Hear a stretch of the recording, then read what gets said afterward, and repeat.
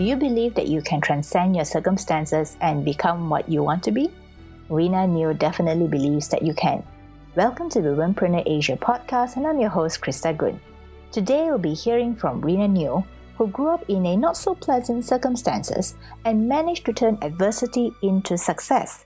Rina is a Malaysian entrepreneur who now makes her home in 3 countries, Malaysia, Singapore, and the Philippines.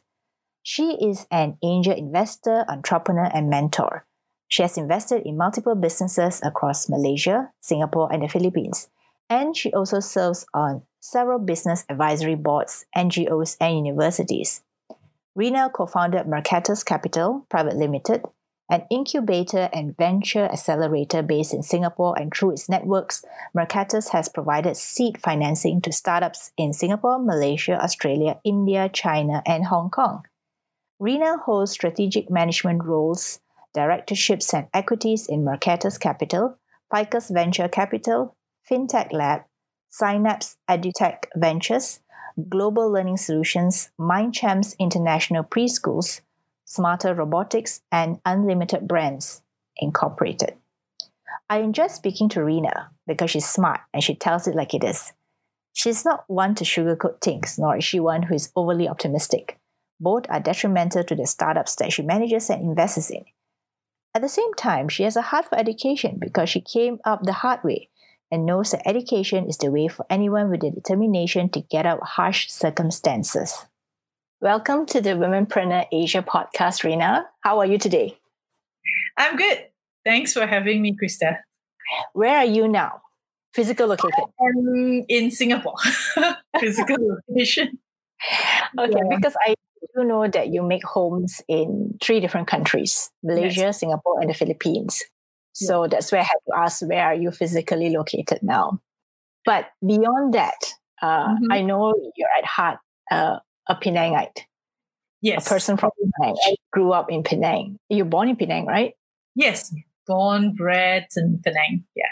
So let's talk a little about Rina in Penang. Rina during her growing up years. I like that. Okay, sure. Yes, I'm born in Penang. You know, I actually probably spent my first 18, 19 years of my life in Penang. Still very much a Penang lang. And I hope one day I'll be able to go back to Penang for my retirement.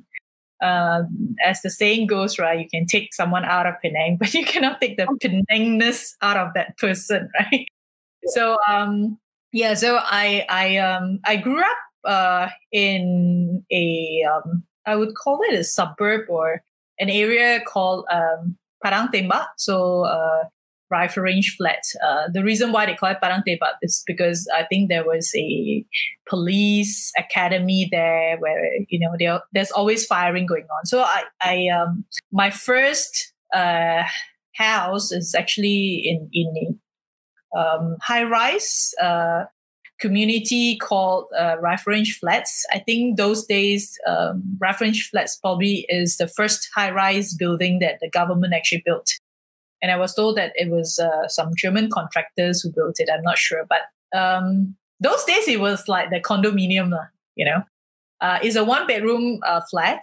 My mom, me, and my brother, my dad, we stayed there till I was about 11. Yeah. And I had lots of really fun memories in Rifle Range Flat from my friends and interacting with the people around that neighborhood. I think until today, that neighborhood has gained some international reputation as well, right? I think one of the article wrote about Rifle Range as being one of the most notorious neighborhood, because in those days, it was famous for a couple of things. One is because it is a low-cost housing. So people who stay there, come from low-income family. So it's a 1-bedroom, and then some corner units are 2-bedroom, I remember. And it is also known for drug addicts. It was also known for a suicide ground for people who wants to commit suicide. So, easy to jump down because there was those days, there's no like security or, access card, right? Then it slowly became, we hear less suicide because Penang Bridge, so there was an alternate spot. yes. And growing up there, I still remember I really hated going down and walking to school because those days there were like so many families in one block and everybody threw rubbish and the rubbish just overflows. So can you imagine every day you walk past a big pile of rubbish and it stings, right? So so those days you walk to school. I walked to school because my first primary school is in Padang Tembak School. And then I remember my kindergarten was actually a kindergarten above the wet market. So I have to, pass through the wet market to go up to my kindergarten. And I still remember the slaughtering of chicken and the smell of fish until today. That has like imprinted. Now, last year when I went back to that market, just to like recall some of the old memories, the chicken guy is still there. The chicken smell still there.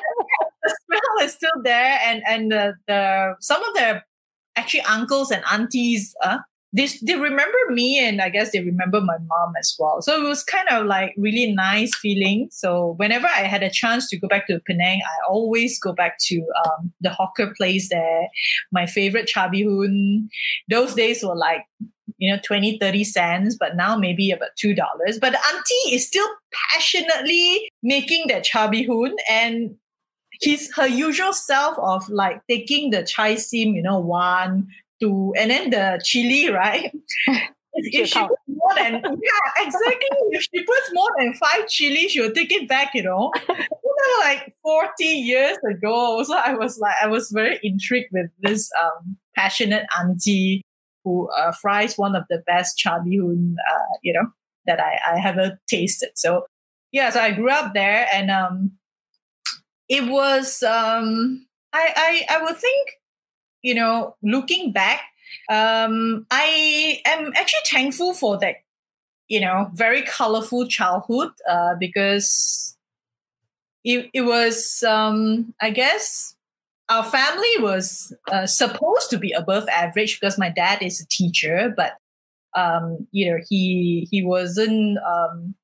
He had this habit of gambling. So, I guess I don't have to explain the rest of the stories when you have, a gambling habit. So, from a average family, we became like really, really in need of money, for this. So, I was exposed to, I guess not exposed, I was sort of like, had to do a lot of things to help out with the family. And my mom actually started her salon in our house. Yeah. So 1 bedroom with a living room. So the salon is the living room. So from young, I was able to really learn how to, run a business. So technically, I am a hairdresser, certified. Can you still remember how to do all those hair styling, hair cutting? I do. So, during this COVID, right, I was cutting my husband's hair, and he was like, "Are you sure?" I said, "Well, you have no choice." Yeah. So that actually gave me a lot of insights when I look back, looking at how my mom would actually run her small little business and trying to, talk to the customers. So customer service. And I also got a chance to actually sell some food around my block area. So you call it kidspreneur or whatever it is. Kidspreneur is like probably a very glamorized word for now. Those days it's because you just have to earn money. So that also gave me a lot of perhaps on the ground training of being, building up my confidence, knocking from one door to another door, of course, I try to sell to my friends first, right? So, but then I still have to go and knock on doors that I do not know. But eventually, I got to know them. So it's like, when you are knocking on the first, your new customer, you're totally strangers. But once a transaction, is done, then it becomes easier, because there's a familiar face. So it's interesting because as a young girl, you do all this kind of things. And because my mom was really busy doing her business and my dad is hardly around, so I get a freedom of doing a lot of things. So I'm actually quite glad that I didn't go to the dark side. I could have potentially went to the dark side because there were so many temptations around. I make friends with drug addicts because they were hanging around in that area. So I'm glad they didn't do anything beyond becoming friends with you. No, I think they were more interested in finding money to get their fix. To get a fix, right? Yeah. Yeah, and most of the time they are like very fragile and all this. I remember like sharing some of my unsold food to them. So they probably think that I am a friend because I provided food. So I provided food because if those unsold stuff, right? If I bring it back, then my mom will ask me to eat it, right? So I don't want to be eating the same thing all the time. So I was like a little bit kind of. So you're pretty smart, actually. You didn't want to eat from leftover food. Yeah, I was actually those days. I mean, I do ask myself, right? I mean, the family is always in need of money, and of course, there were quarrels in the household, as you know. And there are times where I ask myself, why me? But when I look at, some of the drug addict friends, or that, they. At least I have a house. I mean, a very small house. My parents are still there. I have a very loving brother. But these guys are like out there, homeless, do not know when is the next meal. So I thought maybe I shouldn't be complaining so much. But, as a child, you do not know, these kind of things. Yeah, so looking back, I think that kind of colorful childhood is to me is a blessing. I could have, be more fortunate. I grew up in a very protective environment, and perhaps still, do not know that I can be independent and I can be really stand on my own 2 feet if I want to, So that was my early days stories. Then I went to St. George's Girls' School. I must say that, I was fortunate that the early foundation years was good. And I knew very well that the only way I could perhaps get out of this poverty cycle is to really study hard. So my dad did give us some good genes and DNA because he's a teacher. So both myself and my brother, we did pretty well in school. And then went on so I did my com science, and then my brother was from a science stream, but he decided to do his ACCA. And then now is a CFO of a large oil and gas company. So, but at that time, what I really wanted was to get a good job, so that I could perhaps help my mom and give her a better life. So that was the early years of thinking. I never thought I would want to be an entrepreneur. Those days, there were no Google, no reference, no mentors. Nobody told me, what it is. And some of my friends, they did apply to overseas, or get tuitions. We don't get tuitions. We bus to schools or walk to schools. So there were, I would summarize it as both my parents are too busy to be a role model or a figure.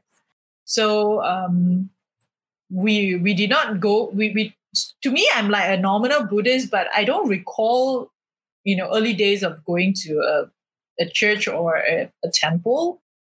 And so now I'm like a free thinker. Okay. Yeah, so those were the days. And then graduated. And I knew very well that I wanted to go to Singapore to work. So that's my first job in Singapore in 1998.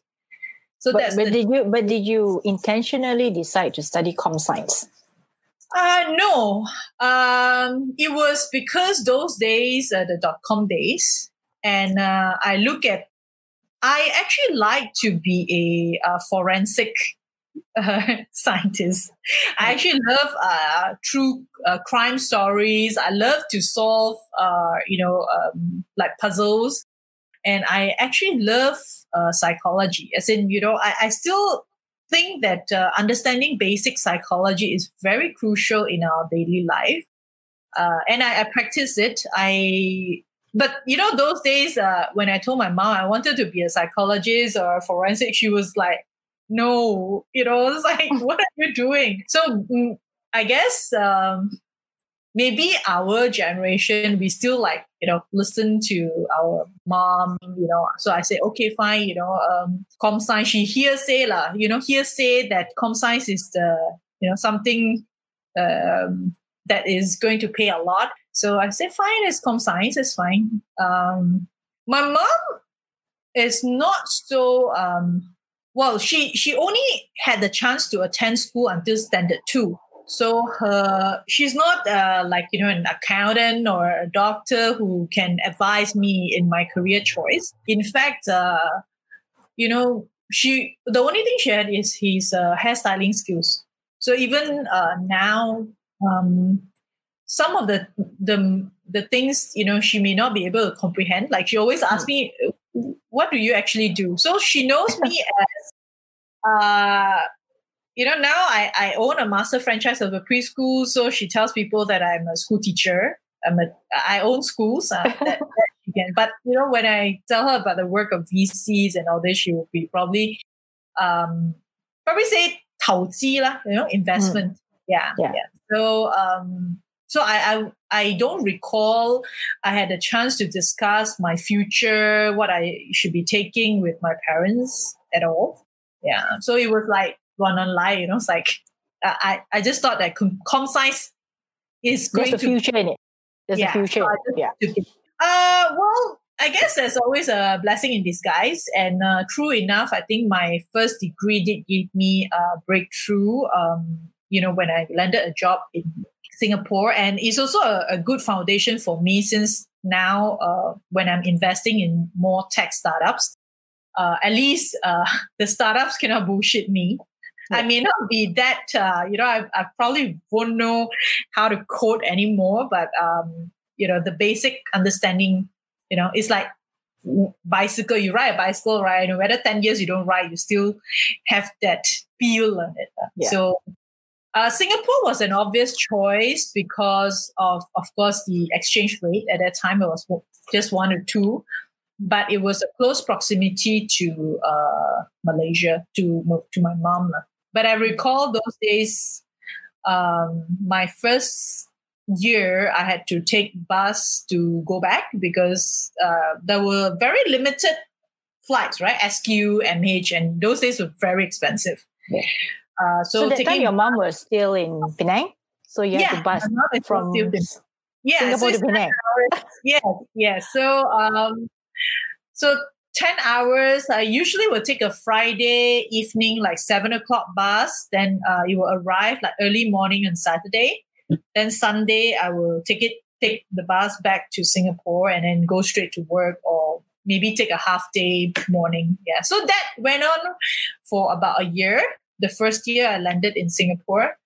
And then the following year, I started to travel, for work. So, of course, the salary increased a little bit, and I was still teaching IT courses at night in Singapore. Oh, so you worked, and then at night you taught. Correct. So I've always been working, like, so from selling all these food stuff and helping my mom in the hair salon to during St. George's Girls' Days, I give tuition. I do a lot of other jobs while school holidays.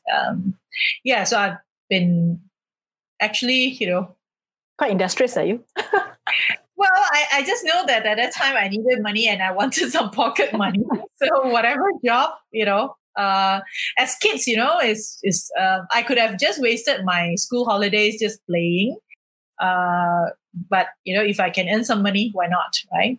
But I'm still, I still like to play, so I'm very structured. So this hour to this hour is studying. This hour to this hour I work, and 6 o'clock I sure play badminton with my friends. Yeah, so that's a pretty compartmentalized way of planning things since I was young.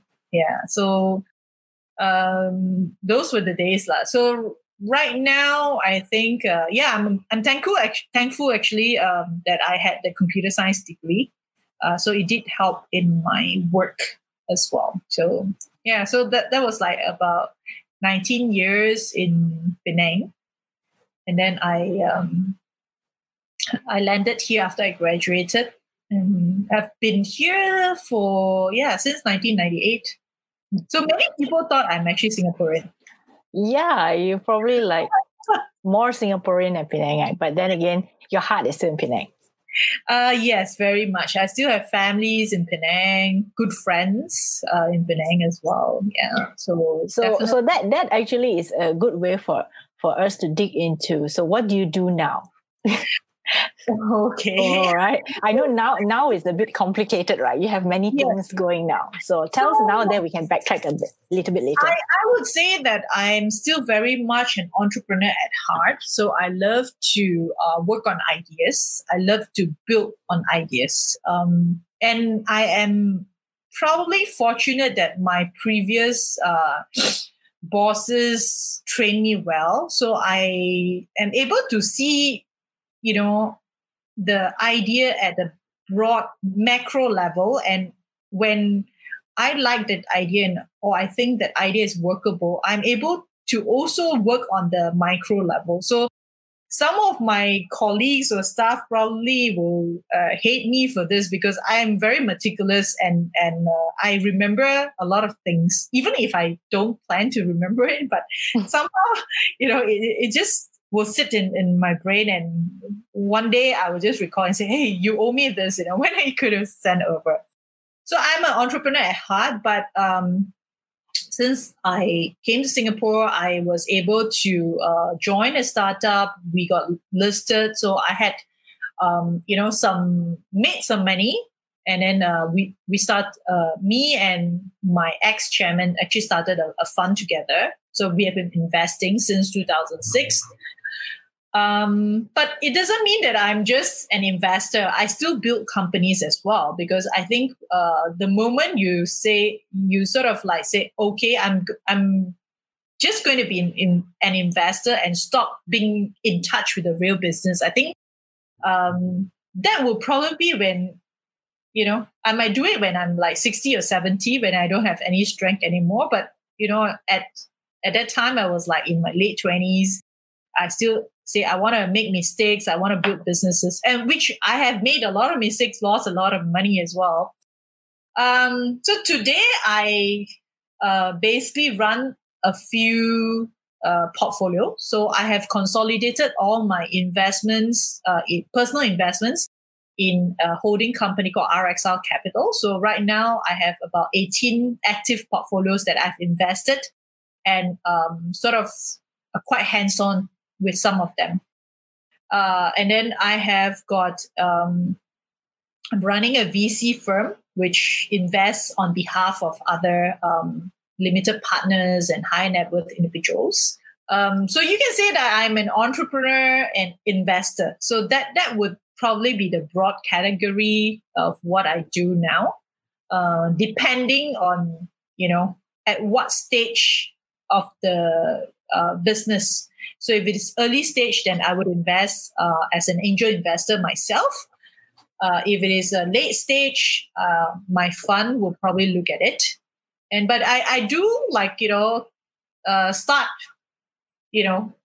companies with, some like-minded younger people as well. So you could say that I'm a startup founder as well at times. Yeah. So I find it, I'm still finding the right word to put myself in it. But yeah, I guess an entrepreneur / investor would best describe me. Yeah. Okay. How about, tell us some about your investments, your favorite ones. There are a couple of favorite ones. I think majority of my investment are personal investment, are very geared towards education sector. Reason being, my belief, as I've shared earlier, I think education is the most logical and realistic way of perhaps helping someone or a community get out of poverty. And a good education also, may potentially uplift, someone's life. So I'm talking mostly based on my experience as, a poor student, receiving all the goodwills, all the scholarships and people giving for. So I'm extremely passionate about education and trying to think of ways and means to bring education to the marginalized community. So EduTech is one of my favorite portfolio. And of course, from a business perspective, in the past, education is a very safe business, very less risk, and it's a recurring business. So it's like a B2B because let's take Singapore, for example. Most parents need to work. So the kids needs to go to school, right? It's a matter of which school. And it's a recurring income. Once, the kids enroll in your school, under normal circumstances, a child would stay in the school for a couple of years. Because changing school, as you know, is a big hassle for the parents, right? Yeah. So from a business perspective, it is a good business for me. It is a very stable income. No, heart attack and all this. I said in the past because during this time, COVID, actually all industries were affected, even the safest industry like school. So my school, I have a master franchise of preschool in Philippines. All the schools are closed. And the president of Philippines says that all schools are closed until vaccine is found, which I find it, a bit funny. Anyway, we have no choice but to comply. And then the other area that I like is actually fintech. For example, fintech for the unbankable, like women from developing countries. So we do a lot of fintech investment and healthcare tech. Because I think these three are essential and industry. And in, I would say in developing countries, these three industries are the ones that is always lagging, for example. Even I was shocked that, in Malaysia, I did a project during this COVID time in Malaysia as well, in the healthcare sector. I was very surprised that our hospitals are still using whiteboard to record things. So if Malaysia uses that in our healthcare system, I could imagine, people like in Myanmar and, maybe Philippines and all this, right? So I think healthcare, education, and finance should be accessible to everyone. And I was shocked that actually Philippines, 100 million population, but the last count is maybe 2 million over credit cards, and some people have 2 credit cards. So many the opportunity is huge, especially microfinancing. So these 3 areas are my favorite, verticals to invest in. So because these are the ones that will be the trendsetters. But if you ask me about my personal favorite, since I'm from Penang, then I must say that food related things are my favorite lah. So I have invested, as you know, in a chocolate company from Penang, I guess there is this Penang thing, you always want to help your friends or your, people from the same kampong, right? That's the Malaysian way of doing things. Yeah, so food and alternative food, plant-based food is something that I'm looking at as well. Like special food for special people, like old folks, people with difficulty swallowing.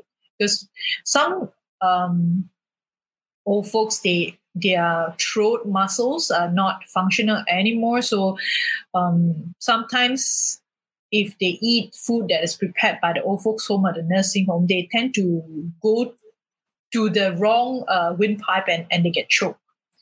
So I'm actually looking at different alternative food that actually caters for this group of people. And then have you found that business yet? Actually, yes. There are a lot of scientists and food nutritionists that is doing this. The challenges is always how to make sure these kind of special food is affordable for people, right? I mean, if the guy stays in the old folks home and nursing home, unless, chances are they're not so well off, and most of the nursing home and the old folks home are government run and all that. So, they may not be able to afford that kind of special food. So it's really the challenge of how to make it affordable. I mean, everybody wants to eat healthy, but unfortunately, when the word healthy, it always tags along with price, right? So I'm also very passionate about how do I, get real fresh food direct from the farmers to household, right? Without going through, like 10 other people. So yes, food is my personal favorite. It may not make money, but still my personal favorite. Yeah. Okay, so now, I mean, you have been investing and starting businesses for a while now. What do you know now that you didn't know when you first started this entrepreneurial journey? Or what were some of the mistakes that you made that makes you laugh now, but back then was not a laughing matter? Can you recall any of those things? I guess there's still a lot of things that I don't know, and still a lot to probably learn. I have seen many people. That is something that I am always thankful to my ex-boss, my chairman, McCarthy's, because he is someone who has investment interest in many industries. So when I was working there even as a co-founder, because I am the youngest and the only women, the others are like tycoons. So I see myself learning from them. And I don't really mind hard work because to me, I said they ask me to do things. If I take it as a positive way, then they probably entrusted me. They could have asked someone else. So I take it as an opportunity instead of, wow, this guy want to sabo me, so I want to make my life difficult, right? So I'll make you do extra work. Yeah, that mindset was something that I learned. And mistakes, I think, is always the judgment on people. I tend to be very emotional, when it comes to when someone say, please help me, and then but I learned not to do that anymore, and I learned how to cut lost, because I think all of us have this tendency in us to all that says, oh my God, I've sunk so much money in it, right? Maybe I will top up more, to equalize it, like if you buy stocks, right? Oh my God, the stocks, is down. I should actually buy more, right? But I learned how to actually take that emotion out and make a very decisive, decision to say no means no. Because previously, I find it very hard to say no to people. I would say in a very nice way. I mean, those days, I'm sorry, but we can't look at the other. But I realized that doesn't help the person. I think the truth sometimes can be harsh and ugly, but it's better to tell the person upfront in whatever circumstances, whether relationship, business, or friends, that this is not working out. Let's look at it objectively. Should we just go separate ways, or should we just cut lost and focus on something else? Because I realized that if I don't do that, there was a time where there were many things that because of my although I look like very tough and all this, I do have a very soft part of me that will always think, what about the other person? What will he think or she think, right? So very compassionate. To put the other person, if I say no to him or her, what will happen? Blah blah blah. So I would think of how it affect her family and all this. But I learned not to do that anymore, because it obviously doesn't help the other person, and it drains me as a person a lot, because I have got these things that that I can't help, and I just have to tell myself, okay, you have done what you have done, and that should be it. You should not be bringing too much luggages with you. So that is the one thing that I learned. But I had to pay a lot of tuition fees. There are friends who came crying and wanted to lend money because of ABC, and I lent, and they did not run away, but they just pretended the thing did not happen, and they look at you as if so when you ask them, they are like, oh, really? So the feeling of, instead of they feel paise, I have to feel paise. I'm sure some of you guys would have had this encounter. So I really do not want to be in that position again.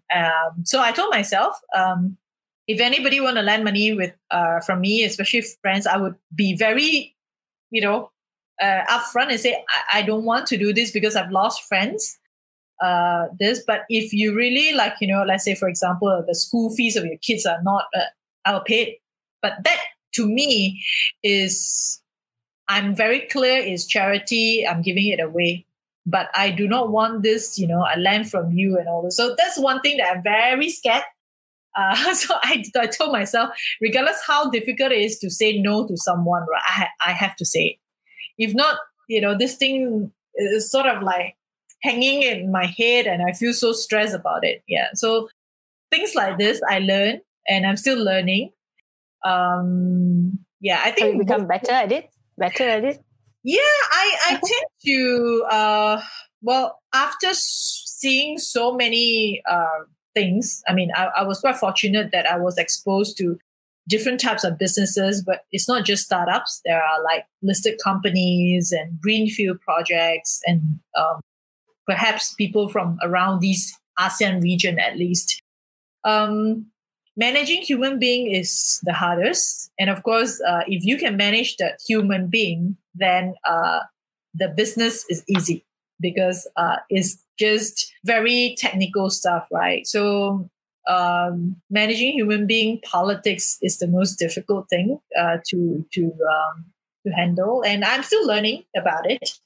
I guess that there's never going to be enough, because all of us are individually so unique, right? So, but you learn how to see trends. You learn how to, for example, startups that come to us to pitch. First 5 minutes, first 10 minutes, you have the gut feel, choices of words, body language, and small things. You have the feel of whether, I can make it, cannot make it, that is something, I guess, when it comes with experience, it comes with probably being cheated many times, lost a lot of money, then you get smarter. So as an investor, you get cheated as well. You get corn as well. So sometimes we're like, oh my God, just recently, we have news that there was someone in our industry that was perceived as the next, big unicorn, but it's all like scam, right? So we were like, oh, shocked as well. So just learning. But I was just telling myself, yeah, I did have some funny feeling about this guy. So I guess trust your gut. Yeah. And they say women have more of that, right? I'm not sure. Yeah. I think so, because sometimes we are more in tune. Yeah. And we notice small little things, right? Then people say, hey, small little things also you want to go and tira, right? But it's the small little things that add up. Yeah, correct. So women can like take 1 + 1 + 3, wow, then they make up a story. But perhaps men are not so observant. They're not so mindful about small little things. Yeah, which I think is crucial for us to be mindful about when you have a conversation with someone, the surroundings. Just get to know the person is important, I think. In whatever relationship we are starting, right? Whether it's a business relationship, is a boyfriend-girlfriend relationship, I think getting to know the other party is crucial, because many of the let's say, for example, even startups, right? They form like co-founders, they form their first team. They realize later that they cannot ngam, They have different views, and therefore the partnership, fell apart. Yeah, so I think people nowadays are so busy, and we are just texting each other. We don't call. We don't make time. We don't make time for the actual I'm face to face. I still like to have a face to face chat, or at least hear the person's voice, because like WhatsApp, many times I've got messages that I was so confused, or maybe my message to someone, was interpreted wrongly, because text, right? Sometimes typo error, but I still feel that listening to someone's voice and meeting face to face is very crucial. Very crucial in business or in anything else. So yeah. So that's me. A lot to learn still. I'm still finding, surprises every day. Yeah.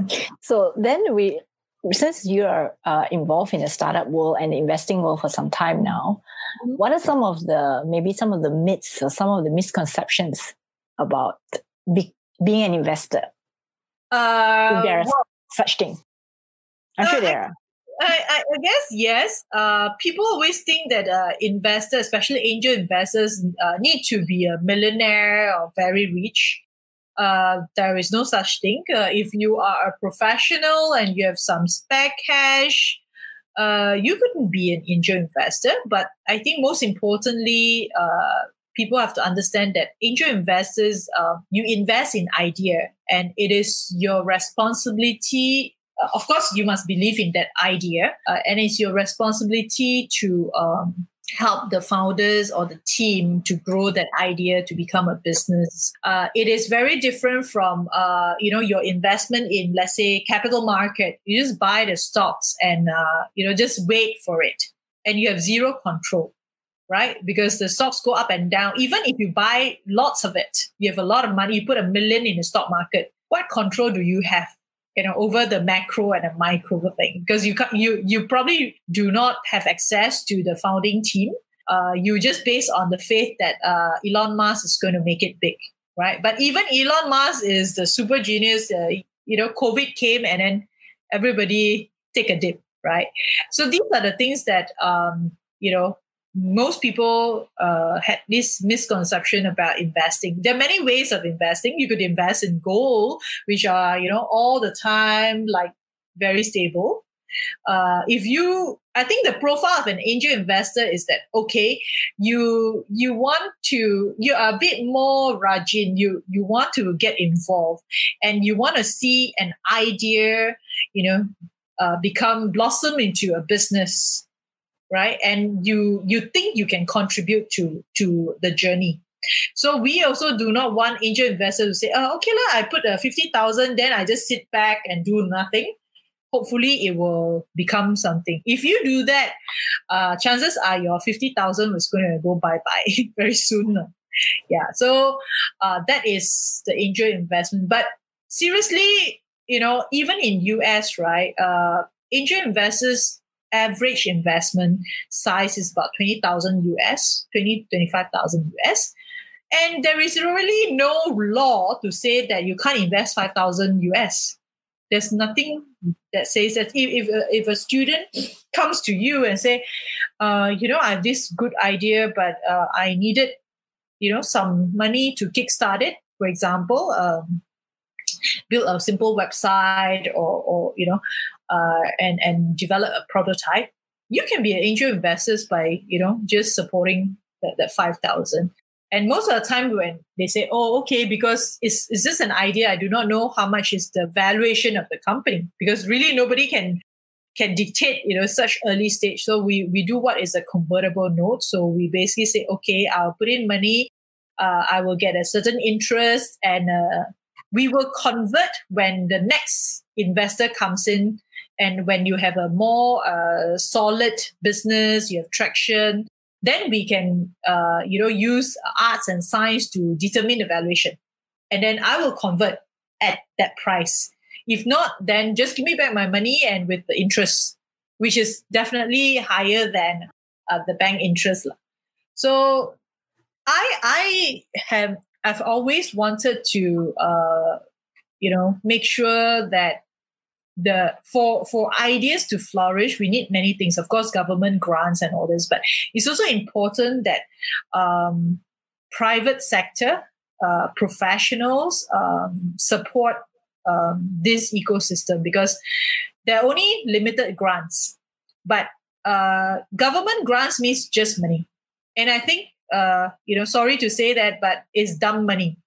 Because the government offices or the government has no time to help you craft your business or nor advise you.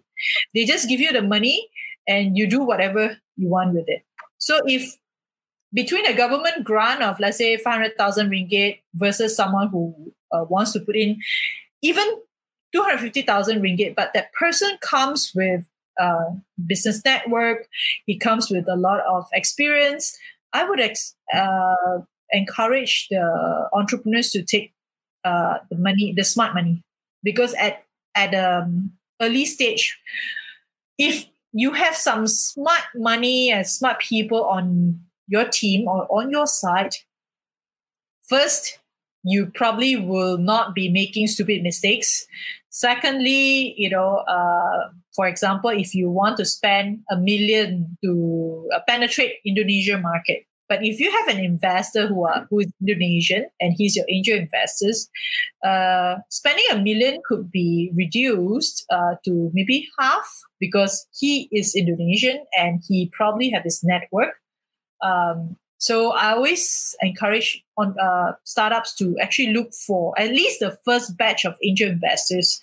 Look for people with value add, not just money. Because you are new, your first time, you wanted someone who can spark idea with you. It doesn't have to be someone old, because I also don't believe that a mentor must be older than you, because sometimes you learn from young people as well, right? Yeah, so that's true. So it could be any professionals, and I'm with this group called World Business Angel Forum. So I'm the senator from Malaysia, representing Malaysia to the World Forum in Turkey. And all of us are supposed to do one thing, to actually promote angel investing. So to tell people that, you can invest. It doesn't mean that you have to be a millionaire to invest. If you're a doctor, you're a professional, and you have some spare cash, that you think you're able to set aside.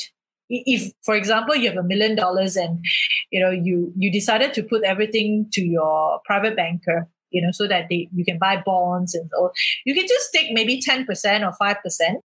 And, if you believe in angel investing and believe in supporting ideas, then you could set a small side of it. And if you really want to sort of reduce the risk, invest in a group, find like-minded people, invest in a group, or follow maybe a more seasoned angel investors. Like, for example, you can go on to angel list and sort of join a syndication, what we call a syndication. So if someone wants to raise 100,000, so your contribution may be just 10,000, and then the rest of the angels take the 10,000. So the 90,000. So it's pretty. I think this is one of the misconception when people say you're an angel investor, you must be very rich. You must be. If I strike a unicorn, then yes, I'll be probably very rich. But to me, as long as the company has got potential and it gives good dividend, I'm happy. For me, if my $1 becomes $2, I'm very happy. I mean, where else can you find that, right? Yeah. So I think that's the most angel investors are misunderstood in that way. Yeah. Okay. So I want to talk a little bit about success. Okay. What's your definition of success? Wow. I think it's to me, the word success is very subjective. I don't measure success with financial, like, we always hear this Warren Buffett, Jack Ma, and all this, and all of them have one common factor, right? They are all very rich. Therefore, success equals rich. I would think for myself, and I'm saying it for myself, I think I have learned, and maybe 10 years ago you asked me what is success. I think success means you have got all the things, big cars, and I used to think like that, But now, as you get older and you start to look at things differently, I think success means, to me, literally means I have done something good. Doesn't have to be great, but if I've done something good in my life and I'm able to elevate, or help someone, I think that is success to me. And I actually discover it, through. I was always thinking of I have got houses, I've got cars, and what else do I want? And am I really happy? Not really. I mean, I could be I'm doing like many investments, not just because the money is there. I could be retiring and just do nothing. But the work that I do, I choose, at least for the last 5 years, I choose to look at it as an investment with a social angle. Because I think for me right now, I feel happy if I can help someone. I feel happy if I can give someone hope. Because I think maybe in the past, I couldn't recall who, when I was probably in kids, right? Someone told me that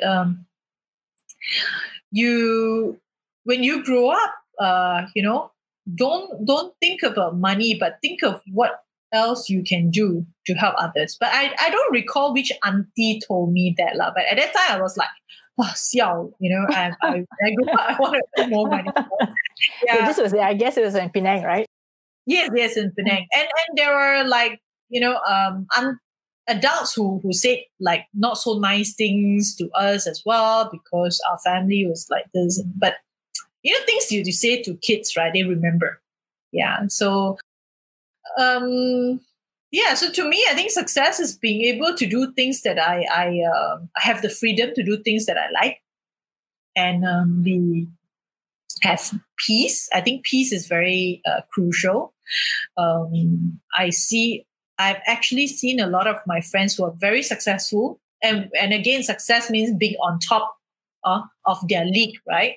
But it comes with a lot of sacrifices as well. It's not, people always, like media, magazines, always showcase the glamorous side, right, of being an entrepreneur, being an investor, being a women CEO. But the not so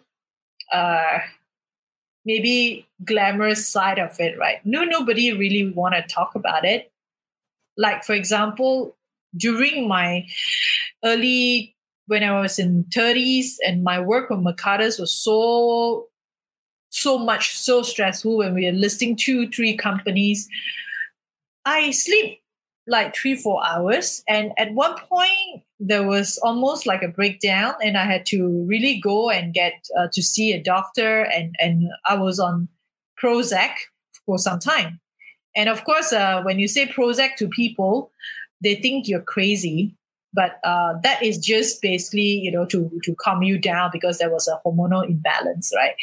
I think in the Asian context, when you say Prozac, it was like, oh, this fella must have gone cuckoo. But little did I know, when I spoke to many of my friends, many of the top executives are also on Prozac, especially in Japan. So these are the stress, that emotional stress and work stress that people don't talk about. Yeah, they don't talk about it, right? Because it's a taboo kind of thing. And sometimes you just feel like, oh, yeah, why talk about it? Because, even you talk to your husband, your families, they can't do much. Then I realized that, yeah, it's a choice, right? You want something, you have to give up something, right? So I could perhaps choose to just be like a normal person, get married, have kids, and just be a housewife. The grass is always greener, right? So I do, those days I do feel like, oh my God, weekends I'm so lonely, because most of my friends have kids and family. But I was also thinking that maybe they are also envying me. You can go anywhere you want. I don't have to sort of like work around my kids' schedules, and so I learned to be. I'm still learning to be contented, and don't just think of it as if like, oh, why I don't have this, why I don't have that. And that, I think it is sort of slowly sink into me the last 5 years. I'm not so bothered about how people look at me. And I think one of the things that many entrepreneurs, especially startup entrepreneurs, right, are likely to fall into this trap of a bubble that media, people around you created, right? So when you raise funds, raising funds is always equal to your company is doing well. Then you are a spotlight in magazines and all this. So you have to carry that profile, persona, right? But down inside you probably, if you're running a company, right, you're probably like, shit, like, at the end of the month, there's still no money to pay salaries. But you still have to look tough, right, for the public. So when I look at it, right, I was probably thinking, now I perhaps understand why some of the artists and celebrities are having a breakdown and all this. It is the maybe not the real you that you have to carry. Like you have to act as if you are somebody else, and but deep down inside you may have all this little stresses piling up. Yeah. So and I've seen it, myself. Some of because I think in Asia there's hardly any report on that, but I think in US there were like studies on startup founders actually committed suicide, and they couldn't take I think they couldn't take the fact that they fail, or the things that they are so passionate about did not work out. They couldn't take it. Yeah. So I think it's not all glamorous. A lot of sacrifices, just untold, right? You just swallow it and move on, right? So that's also precisely the reason why I wanted to have these interviews, right? To let people know that there's so many different kinds of journeys that we're all on. And each journey is unique to that person or what she, like in our case, is like, it's a podcast for women. It's like every woman would have her own story to tell. So it may be different from yours, but that doesn't mean it's not valid. It's her journey, her choices, right? Exactly. Yeah. So, okay, final question. Yes. What's the one key takeaway for our audience listening to this interview? I think one takeaway is really try to be your real self. Listen to yourself more than, put your own opinion first. I felt that many women tend to care about what others think about them, right? And we are so busy with voices around us, when we are small, parents, then, you go to school, teachers, and then boyfriend, girlfriend, employees, and all this. Many of my friends, and even sometimes when I ask people, right, do you actually talk to yourself? Do you ask yourself, what do you want? Because we're so busy and we just, sort of live our life every day. And little do we know that after, oh my God, it's 40 years of my life already. What have I done for myself? Most of us investing our time in, working very hard for, the company, or working for women, working very hard for the family. And she forgot that she has to invest in herself. And I've seen, marriages, fell apart because, and the reason is always like, there was someone better and all this. But I always tell my friends, I say, yes, family is important. That's your responsibility. But if you don't love yourself, how do we expect other people to respect you for that? You first have to love yourself. And most of us women forget to do that. So if you have spare money, you have spare time, please, regardless of what age, you don't have to start when you're 60 to start to, go to the spa and all this. You should be taking care of your wellness, your health. And invest in yourself doesn't mean just being beautiful and all this. Women tend to forget that the most priceless food or things that we have to do is to feed our brain. Because that, to invest in brain food, to invest in upgrading ourselves, I think is the most critical thing. If I could tell, women out there,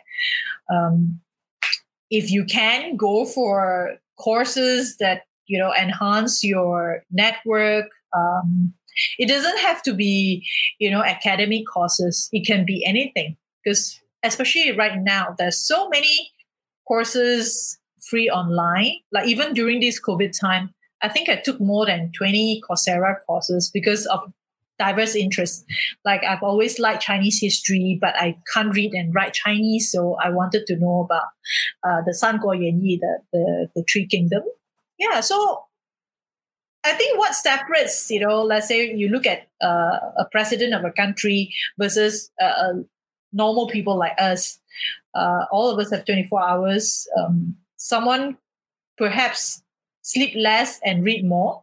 Someone do not, watch Korean drama, but actually upgrade herself. I'm one of those people. I don't know what people are watching now. Korean drama, perhaps you could learn from it, right? Some people actually, like Korean drama, I watch one or two, and I learn, some basic Korean words out of it. Yeah. So I guess it's really the person's, and then we can't, although I can tell them, we can tell them that you must upgrade yourself. It really is the person.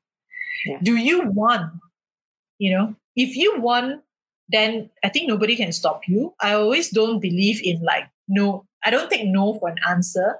If you can't do it today, maybe tomorrow, a day later. But if you do not want to do it, then no matter how people push you, there's no motivation. But of course, all of us have choices. And as long as you are very clear about your choices and the consequences, if you don't do this, what will happen? If you do this, what will happen?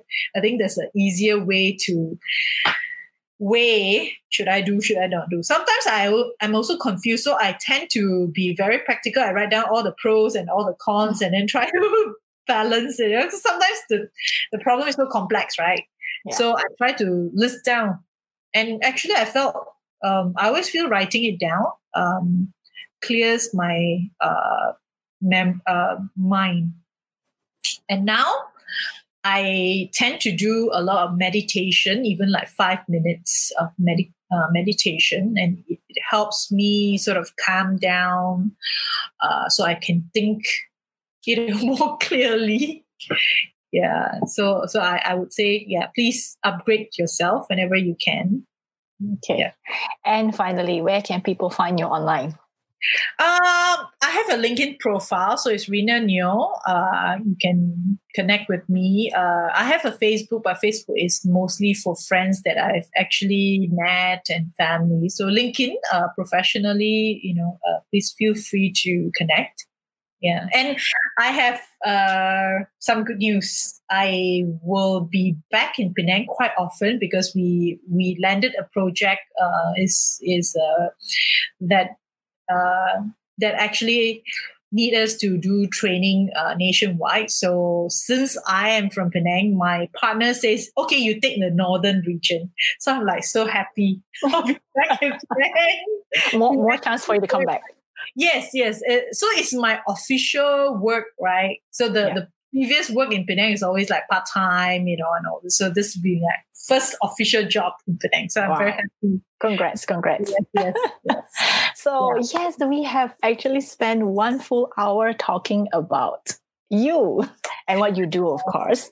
Yeah. And again, it's been fascinating because even though I've talked to you before, even though I've spoken to you on the phone, we've done Zoom before, we've done so many things prior to this interview, I still feel that every time I talk to you, I think I learn something little bit different, a little bit newer each time. Mm-hmm. So I am so happy that we managed to have this interview, and I would love to hear more from you. Probably we'll have you back in future episodes to talk more about your adventures. Yeah, well, I can, I don't know whether this is a Penang trait or not. I always felt that the Penang people can really tell stories. Yeah, we are somehow not afraid. We're more vocal, I think. I'm not sure, but I always think that all my Penang friends are like, they're more vocal. I actually like to. I've always wondered why, all these podcasts and panels. I was telling some of my friends that, maybe we should do a panel just for fun talk, right? But let's talk in Hokkien. You could. That'd be fun. Hokkien, Cantonese, Mandarin. Personally, what are you? Are you Hokkien? I am half Hokkien and half Cantonese. My dad is Hokkien, my mom is Cantonese, Singning. And That's what I speak too. Singning. Yes. Oh, wow. There's only very few of us left, Singing. Yeah. We're like dinosaurs. My mom's side. I only pick up Mandarin when I came to Singapore. And I still do not know how to read and write Chinese. But I can speak Mandarin, Cantonese pretty well, thanks to the movies that I watch. Okay. So thank you once more. And it's been such a pleasure talking to you. Thank you for having me. It's nice to always talk to the Penang lang. Okay. Bye-bye. Bye. Thanks for listening to this episode. Find all the details on our website, womenpreneurasia.com. If you've enjoyed this episode, please subscribe. If you're already subscribed, please rate and review our podcast on wherever you listen to podcasts. In next week's episode, episode 12, I'll be speaking to Anja Julia Abu Bakar, who is the founder of Blue Bear Holdings in Malaysia. Anja started a social enterprise that sells reusable and eco-friendly sanitary pads. She talks about her early years and the failures she experienced. More than that, she describes her process of getting her business off the ground, and the first product of hers was actually designed by a man. Anja has a very interesting journey as an entrepreneur, and I hope you'll be just as inspired by her story when you catch our next episode.